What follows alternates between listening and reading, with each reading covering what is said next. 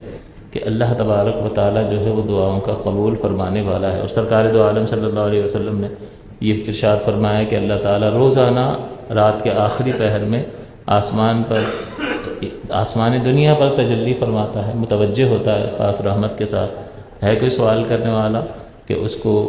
عطا کیا جائے، ہے کوئی مانگنے والا اس کی مراد پوری کی جائے، ہے کوئی مغفرت طلب کرنے والا کہ اس کی مغفرت کر دی جائے۔ یہ خاص موقع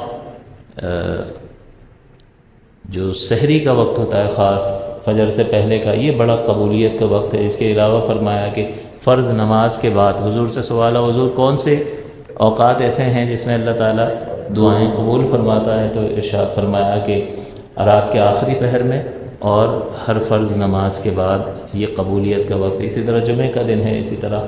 عرفات کا دن ہے، اور بھی مواقع ہیں، لیکن خصوصیت کے ساتھ سرکار دو عالم صلی اللہ علیہ وسلم نے اس کو ذکر فرمایا۔ اور حضور نے جو یہ حدیث بیان فرمائی، اس میں یہ بھی ذکر کر دیا کہ کون ہے جو مجھ سے سوال کرے میں اسے عطا کروں، اور اس میں عموم ہے کہ دنیا کی کوئی بھی چیز آپ مانگ سکتے ہو، اللہ تعالیٰ سے وہ عطا فرمانے والا ہے، قادر مطلق ہے۔ لیکن ہمیں یہ حدیث کے آخر میں یہ سکھا دیا کہ کوئی ہے مغفرت طلب کرنے والا کہ اس کی مغفرت کر دوں۔ تو یہ دنیاوی چیزیں جو تم سوالات کر رہے ہوتے ہو، یہ اس لیے کر رہے ہوتے ہو کہ مجھے کوئی تکلیف نہ ہو، میرا معاملہ آسان ہو جائے، دنیا میں میرے لیے آسائشیں سہولتیں ہو جائیں، مجھے کچھ نہیں ہونا چاہیے، نہ میرے اپنوں کو کچھ نہ ہو۔ صحیح ہے، لیکن اللہ تعالیٰ ہمیں یہ سکھا رہا ہے کوئی مغفرت طلب کرنے والا کہ اس کی بخشش کر دی جائے،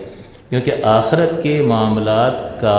میں بہتری کا دار و مدار اسی پر ہے کہ اللہ تعالیٰ کی رحمت ہمارے شامل حال ہو جائے،